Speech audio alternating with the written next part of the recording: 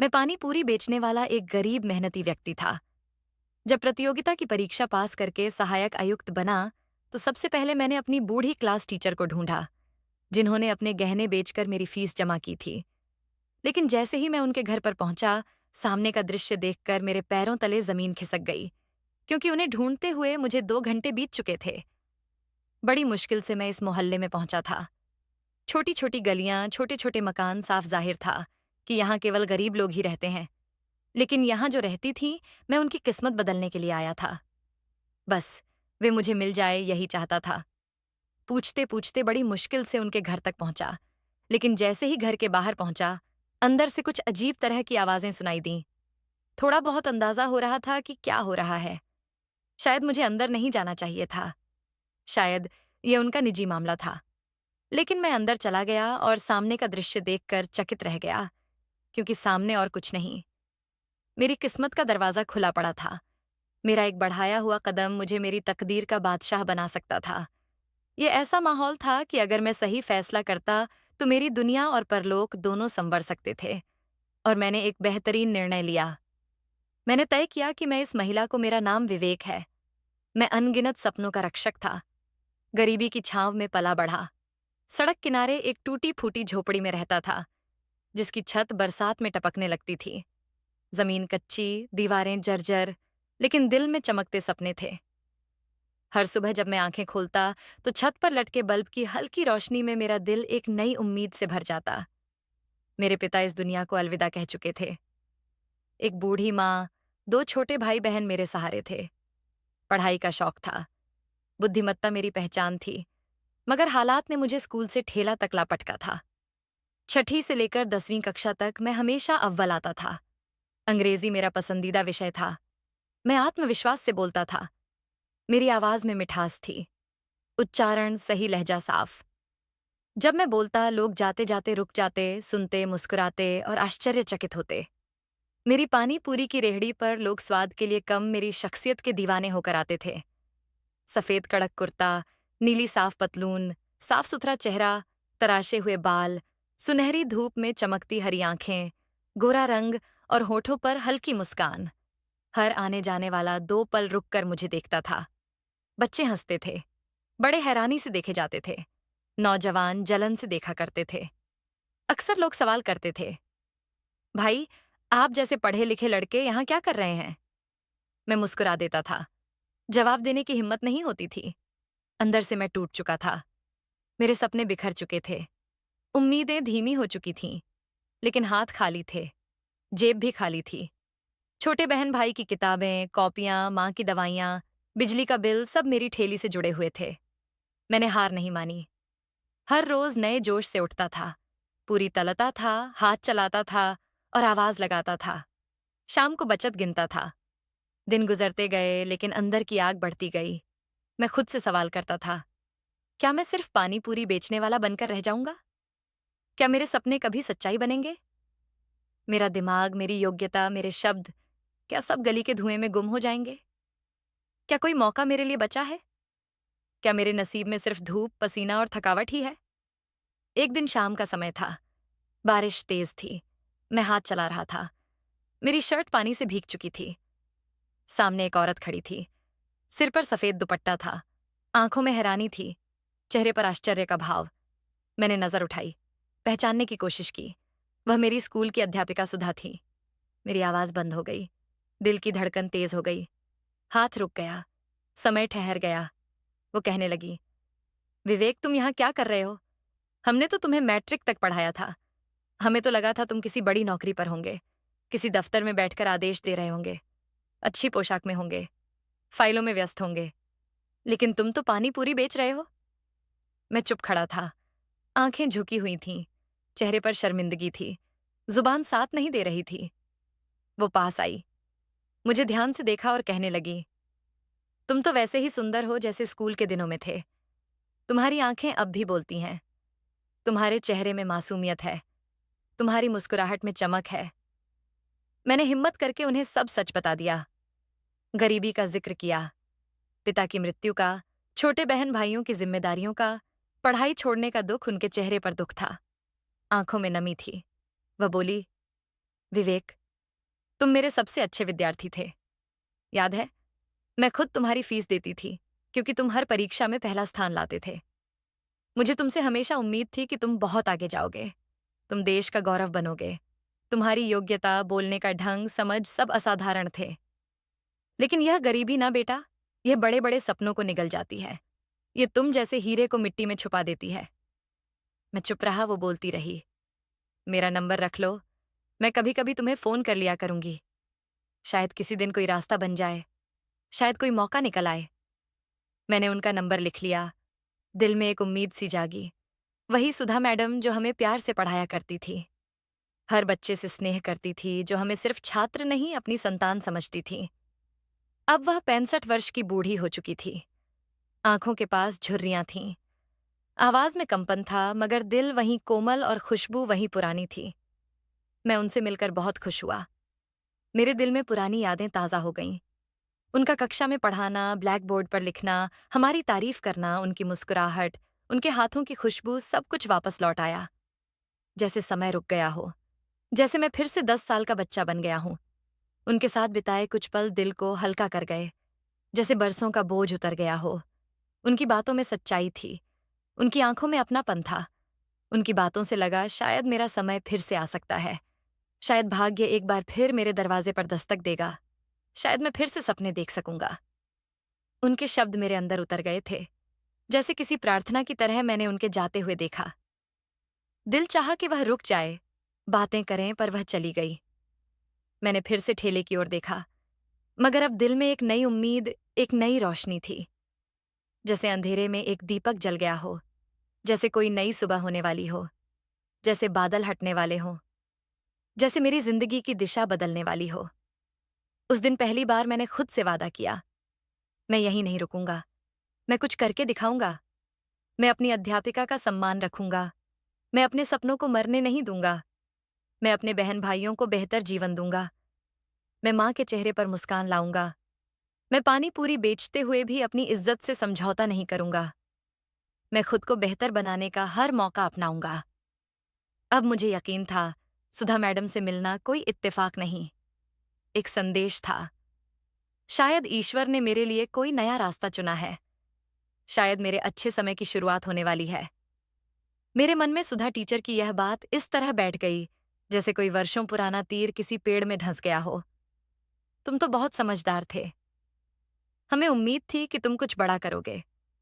उनके लहजे में जो दुख था, उसने मेरे भीतर एक तूफान खड़ा कर दिया। मुझे ऐसा लगा जैसे मैंने उनकी उम्मीदें तोड़ दी हों, जैसे मैं उनके विश्वास पर खरा नहीं उतर पाया, जैसे मेरे अंदर जो चिंगारी थी वह बुझने लगी हो, जैसे सपनों का वह चमकता हुआ संसार जिसमें मैंने हमेशा खुद को एक ऊंचे मुकाम पर देखा था, धुंधला हो गया हो। उसी दिन मैंने खुद से वादा किया कि मैं कुछ बनकर दिखाऊंगा। सिर्फ उनके लिए नहीं, बल्कि अपने लिए भी। क्योंकि अगर मैंने खुद को साबित नहीं किया, तो सारी जिंदगी इसी ठेले से जुड़ा रह जाऊंगा। मेरे लिए यह फैसला लेना बहुत मुश्किल था। घर में भूख थी, माँ की अधूरी दवाइयां थीं, बहन भाइयों की स्कूल की फीसें थीं, रोज की जरूरतें थीं, जिनका बोझ सिर्फ मेरे कंधों पर था। ऐसे में पढ़ाई को समय देना, सपनों को जगह देना, ऐसा था जैसे रेगिस्तान में प्यासे को पानी तलाशना। फिर भी मैंने ठान लिया कि दिन भर पानी पूरी बेचूंगा, और जब ग्राहक कम होंगे तो किताबें खोल लूंगा। गर्मी में मेरी शर्ट भीग जाती, धूप में आंखें चुभने लगतीं, मगर मैं शब्दों में खोया रहता। कुछ ग्राहक हैरानी से देखते, कुछ मजाक उड़ाते, कुछ कहते या तो पढ़ाई कर लो या दुकानदारी। दोनों एक साथ नहीं चलती। वे मुझे ऐसे देखते जैसे मैं कोई तमाशा हूं। उन्हें क्या पता कि मेरे दिल में क्या इरादा है, मेरी निगाह में क्या मंजिल है। मुझे याद है, कई बार ऐसा होता कि कोई ग्राहक खड़ा होता और मैं किताब में इतना डूबा होता कि उसकी मौजूदगी का एहसास भी ना होता। कुछ लोग नाराज होकर चले जाते, मगर मुझे परवाह नहीं थी, क्योंकि मेरी नजर उस वक्त एक बड़ी दुनिया पर थी, एक उज्जवल भविष्य पर। मैंने प्रतियोगी परीक्षा की तैयारी का फैसला किया। ना कोई कोचिंग थी, ना कोई मार्गदर्शक, बस पुरानी किताबें थीं, याददाश्त का सहारा था, माँ की दुआएं थीं और भीतर का जुनून था। जब कभी थक जाता, माँ का चेहरा याद आता। जब कभी हार मानने का मन करता, सुधा टीचर की बातें दिल में गूंजने लगतीं। कई दिन भूखा भी रहा, कई रातें बिना रोशनी के भी गुजारी, मगर पढ़ाई नहीं छोड़ी। फिर वह दिन आया जब मैंने परीक्षा दी, पूरे मन से दी, जैसे सब कुछ उसी पर निर्भर हो। फिर इंतजार शुरू हुआ, दिल बेचैन रहने लगा। हर पल यही सोचता रहा कि अगर असफल हो गया तो क्या होगा? मैं माँ को क्या जवाब दूंगा? बहन भाई क्या सोचेंगे? फिर से ठेले पर लौटना पड़ेगा या कोई छोटा मोटा काम ढूंढना पड़ेगा? इन्हीं सोचों में दिन बीतते गए और फिर वह दिन आया जब परिणाम घोषित हुआ। मैंने देखा कि मैं टॉप 15 में हूँ। मुझे सहायक आयुक्त असिस्टेंट कमिश्नर की पोस्ट मिल गई। वह क्षण मेरे लिए किसी कयामत का दिन नहीं, बल्कि अत्यंत खुशी का दिन था। जैसे आकाश से रोशनी उतर आई हो, जैसे बादलों के पीछे से सूरज झांकने लगा हो, जैसे वर्षों की मेहनत एक पल में रंग ले आई हो। मेरी माँ की आंखों में खुशी के आंसू थे। भाई बहन मुझे हैरानी से देख रहे थे। मोहल्ले वाले आकर बधाई दे रहे थे। ठेले के सामने वही ग्राहक जो कभी शिकायत करते थे, अब प्रशंसा भरी नजरों से देख रहे थे। मेरी कहानी सिर्फ शहर में नहीं, बल्कि समाचार माध्यमों तक भी पहुंच गई। पानी पूरी बेचने वाला अब सहायक आयुक्त बन गया। यह सुर्खी हर जगह गूंजने लगी। मेरे साक्षात्कार हुए, मेरी तस्वीरें छपीं, मेरा उल्लेख अखबारों और टीवी पर आया। लोग प्रशंसा करने लगे, आशीर्वाद देने लगे। जो कभी कहते थे कि तुम कुछ नहीं कर सकते, अब वही मुझे अपना गौरव कहने लगे। मुझे न सिर्फ नौकरी मिली, बल्कि घर भी मिला, सरकारी गाड़ी भी मिली, सम्मान भी मिला और सुकून भी। वही चेहरा जो पहले धूप में पसीने से तर होता था, अब वातानुकूलित कमरे में बैठकर फैसले करता था। जो कभी दूसरों की दया पर निर्भर था, अब खुद लोगों की मदद कर रहा था। कुछ दिन लगे खुद को संवारने में। अपने परिवार को सरकारी घर में स्थानांतरित किया, सामान खरीदा, कर्ज चुकाया, माँ के लिए नई दवाइयां लाया, बहन भाइयों के लिए अच्छी किताबें लाया, जिंदगी को एक दिशा दी। फिर प्रशिक्षण का समय आया। नया माहौल, नए लोग, नए सिद्धांत, नई जिम्मेदारियां। हर क्षण कुछ सिखाया, हर दिन कुछ नया सीखा गया। अपनी हैसियत को समझा, अपनी ताकत को पहचाना। जब बाकायदा सेवा आरंभ हुई तो दिल में बस एक ही एहसास था। अब मैं वह विवेक नहीं रहा जो ठेले पर पानी पूरी बेचता था। अब मैं वह विवेक हूं जिसने सपनों को साकार किया, जिसने हालात के आगे हार नहीं मानी, जिसने सुधा मैडम की उम्मीदों को टूटने नहीं दिया, जिसने गरीबी की बेड़ियां तोड़कर अपनी तकदीर लिखी। मेरे चेहरे पर जो आत्मविश्वास पहले था, अब उसमें गरिमा भी शामिल हो चुकी थी। मेरे पहनावे में जो साफ सफाई पहले से थी, अब उसमें मर्यादा का भी संयोग हो गया था। कुछ लोग कहते थे कि ऊंचे पदों पर हमेशा सुंदर लोग ही होते हैं। उनका मानना था कि सुंदरता भी एक मापदंड है। मैंने मुस्कुराते हुए कहा, अगर ऐसा है तो मेरी सुंदरता ने भी मेरा साथ दिया है। लेकिन असली बात यह है कि अगर दिल सुंदर हो तो चेहरा भी कोमल हो ही जाता है। मेरी सफलता में मेरी मेहनत, मेरी दुआएं, मेरी माँ का धैर्य, मेरी अध्यापिका का विश्वास, सब कुछ शामिल था। अब मैं वही विवेक था, लेकिन मेरी जिंदगी पूरी तरह बदल चुकी थी। मेरी सोच, मेरा व्यवहार, मेरी जिम्मेदारियां, मेरा कार्यक्षेत्र, सब कुछ बदल चुका था।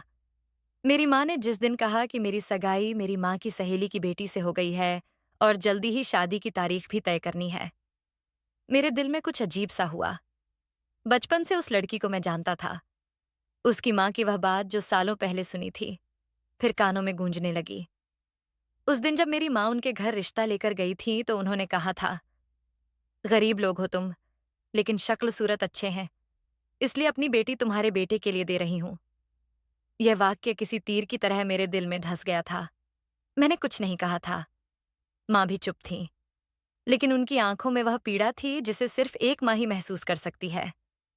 माँ ने समय के साथ उस बात को भी अनदेखा कर दिया, लेकिन मैं उसे कभी भूल नहीं पाया। वह बात मेरे दिल में किसी टीस की तरह रह गई। माँ ने कहा, बेटा, उस समय वह झूठ नहीं बोल रहे थे। हम वास्तव में गरीब थे।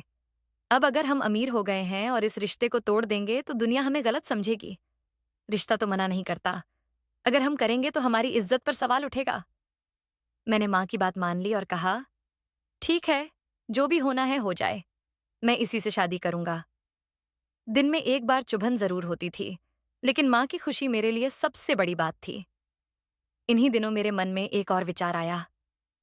मैं अपनी पुरानी शिक्षिका सुधा मैडम से मिलूंगा। जो मेरी जिंदगी की पहली रोशनी थी। उन्होंने हमेशा मेरा साथ दिया, मुझे स्कूल में दाखिला दिलाया, मेरी फीस अपनी जेब से दी, मुझ पर विश्वास किया, मेरी प्रतिभा को पहचाना। वह मेरी जिंदगी की एकमात्र इंसान थी जिन्होंने मेरे चेहरे से नहीं, मेरी आंखों से मेरी समझ को पहचाना। अब मैं सहायक आयुक्त बन चुका था।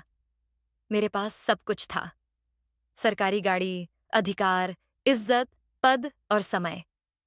मैं उनसे मिलने गया ताकि उन्हें धन्यवाद दे सकूं और बता सकूं कि उनकी दुआओं ने असर दिखाया। उनकी उम्मीदों ने मुझे हारने नहीं दिया। उनका भरोसा मेरी ताकत बन गया। मैंने खास तैयारी की, उनके लिए उपहार खरीदे, फूल लिए, जितना कर सकता था सब किया। उनका नंबर निकाला, पता खोजा। मेरे लिए यह सब मुश्किल नहीं था। मैंने तय किया कि मैं खुद जाऊंगा और बताऊंगा कि जिस विवेक पर उन्होंने विश्वास किया था, वह अब एक ऊंचे मुकाम पर है। अब वही विवेक जो कभी उनकी मदद से पढ़ता था, आज सरकारी वर्दी में उनके सामने खड़ा होगा। उनके एहसान का बदला तो नहीं दे सकता, लेकिन धन्यवाद तो कह सकता था। गाड़ी निकाली, दिल्ली की ओर रवाना हुआ। रास्ते में दिल की धड़कन तेज थी, आंखों में भावनाओं का तूफान था, मन में एक अजीब सी बेचैनी थी। जब वो मुझे देखेंगी तो क्या कहेंगी? मैं बार बार अपने मन में वो दृश्य सोच रहा था कि दरवाजा खुलता है, मैं अंदर जाता हूँ। वो मुझे देखकर हैरान और खुश हो जाती है, मुझे दुआएं देती हैं, उनकी आंखों में आंसू आ जाते हैं। मैं उनके सामने बैठता हूँ, उनका हालचाल पूछता हूँ, उनकी जिंदगी की मुश्किलें सुनता हूँ, अपनी सफलता की कहानी साझा करता हूँ। रास्ता लंबा था, सोचें गहरी थीं, विचार लगातार आ रहे थे, दिल बेचैन था, जैसे कोई अनजानी खिंचाव हो। जब गाड़ी उस मोहल्ले में पहुंची तो नजारा बदल गया। ये जगह बहुत पुरानी लग रही थी। छोटे छोटे घर, कमजोर दीवारें, तंग गलियां, कीचड़ भरे रास्ते, नंगे पांव दौड़ते छोटे बच्चे, पानी भरने के लिए लाइन में खड़ी महिलाएं, पेड़ की छांव में लूडो खेलते बुजुर्ग। ये दृश्य दिल को छू गया। मेरी सरकारी गाड़ी इन सड़कों पर ठीक से चल नहीं पा रही थी। कहीं नालियों का बहता पानी, कहीं पत्थरों की रुकावट, कहीं इतने तंग मोड़ कि गाड़ी आगे ही ना बढ़ सके। मैंने चालक से कहा कि बस यहीं रोक दो, मैं पैदल चला जाऊंगा। मेरे एक हाथ में फूलों का गुलदस्ता था और दूसरे हाथ में उपहार का थैला। मैं अपनी वर्दी में गर्व के साथ चल रहा था। लोग हैरानी से मुझे देख रहे थे। कुछ दरवाजे खुलने लगे, कुछ खिड़कियां सरकने लगीं, कुछ बच्चे रुक गए और कुछ बुजुर्ग उठ खड़े हुए। मैं आगे बढ़ता गया। हर गली, हर मोड़, हर कदम मुझे अतीत की ओर ले जा रहा था। ऐसा लग रहा था मानो हर ईंट, हर दीवार मुझे देखकर मेरा नाम पुकार रही हो। वे दिन याद आ रहे थे जब मैं भी इन बच्चों की तरह नंगे पैर और नंगे बदन इन्हीं गलियों में दौड़ा करता था।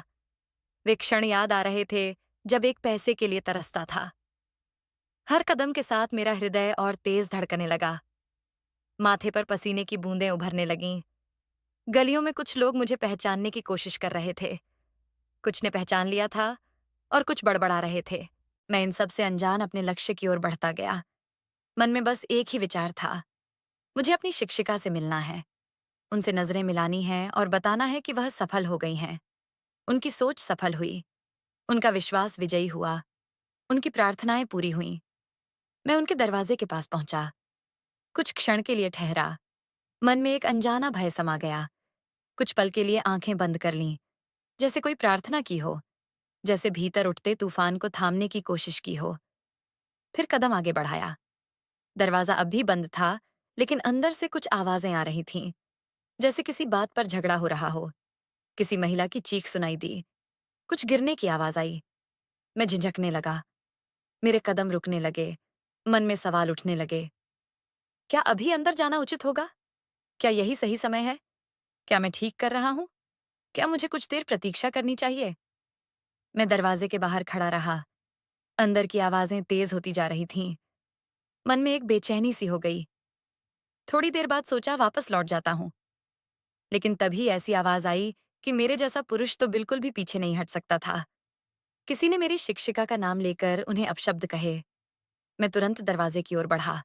मैंने अपने अंगरक्षकों को भी इशारा किया। उन्होंने भी अपनी अपनी स्थिति संभाल ली। मैंने दरवाजे पर लात मारकर उसे तोड़ दिया। जो दृश्य सामने था उसे देख मैं स्तब्ध रह गया। उन्होंने एक युवा लड़की को गले से लगा रखा था।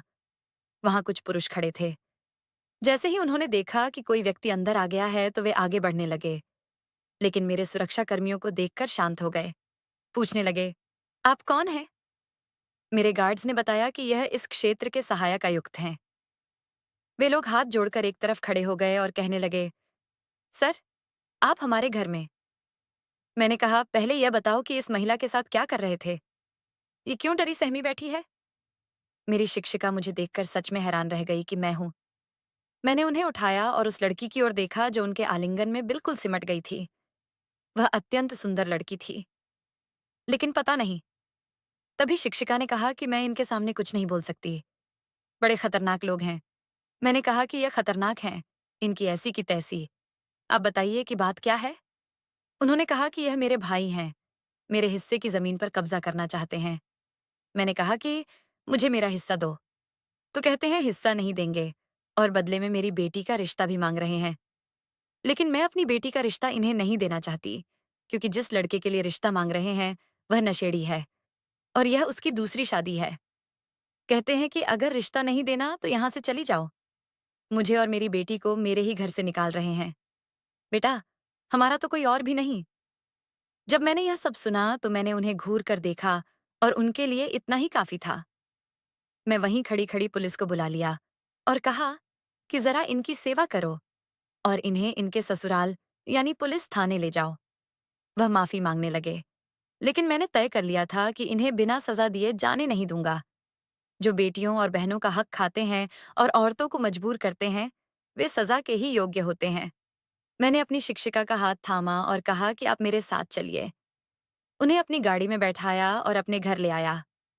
वापस आकर उन्होंने बाकी बात भी बताई कि उनके पति अब इस दुनिया में नहीं है और उनका कोई भी नहीं है। एक बेटा था जिसे बड़ी मुश्किल से विदेश भेजा था, लेकिन उसने पलट कर कोई जवाब नहीं दिया।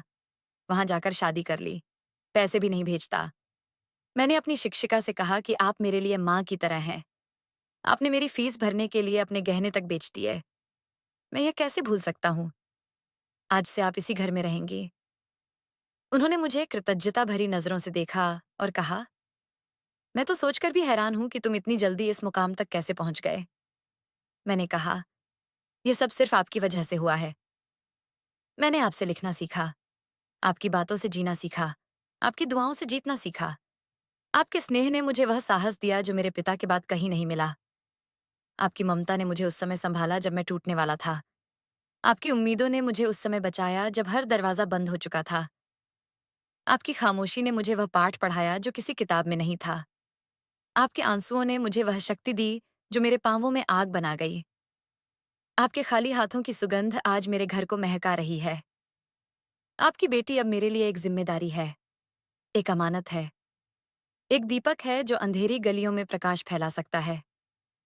आपकी आंखों की चमक आज मेरे लिए किसी मुकुट से बढ़कर है। मैंने आपके लिए एक विशेष कमरा तैयार किया है। उसी कमरे में वह तस्वीर लगाई है जो आपने पहली बार मेरी नकल करते हुए खींची थी। उस पुस्तकालय में वे पुस्तकें रखी हैं जो आपने मुझे पुरस्कार में दी थीं। उस बिस्तर पर वही तकिया रखा है जिस पर आपने कभी मेरे घावों पर हाथ रखा था, जब आपने पहली बार मेरे बालों में उंगलियां चलाई थीं। वह एहसास आज भी मेरे भीतर सुरक्षित है। आज वह एहसास लौट आया। आज वह बेटा लौट आया जिसे आपने शहर की धूप से बचाया था, जिसे आपने नंगे पांव स्कूल भेजा था, जिसे आपने दोपहर में अपने हाथों से खाना खिलाया था, जिसे आपने एक उम्मीद कहा था, जिसके लिए आपने अपने सपनों को छोड़ा था, जिसके लिए आपने रिश्तेदारों की बातें भी सहन की थीं। आज वह बेटा आपके सामने खड़ा है।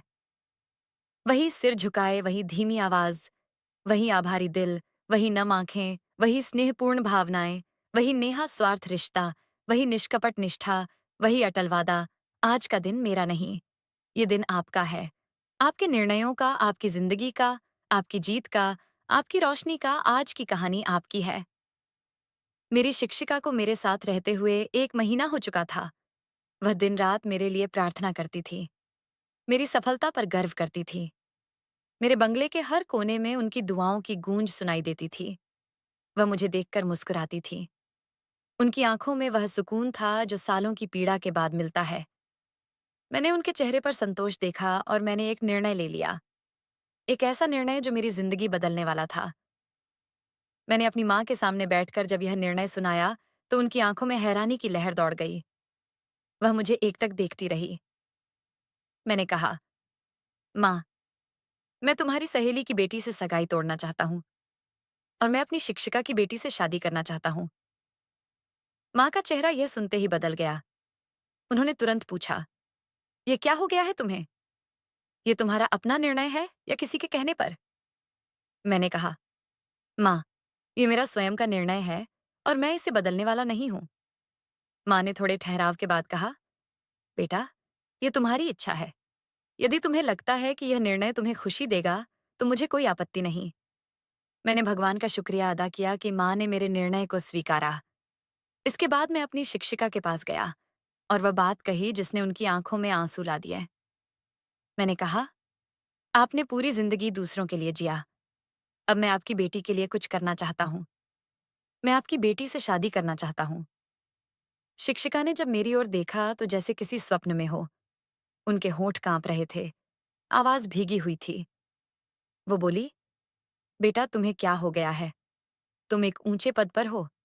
तुम्हारी शादी किसी भी बड़े घर में हो सकती है।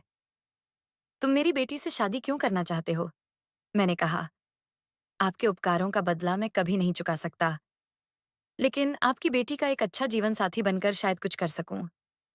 वह बोली, बेटा, तुमने मेरी आखिरी चिंता भी खत्म कर दी। तुमने मेरी बेटी को पिता का सहारा दिया। तुमने उसके भाग्य में वह रोशनी भर दी जो शायद किस्मत को भी स्वीकार नहीं होती।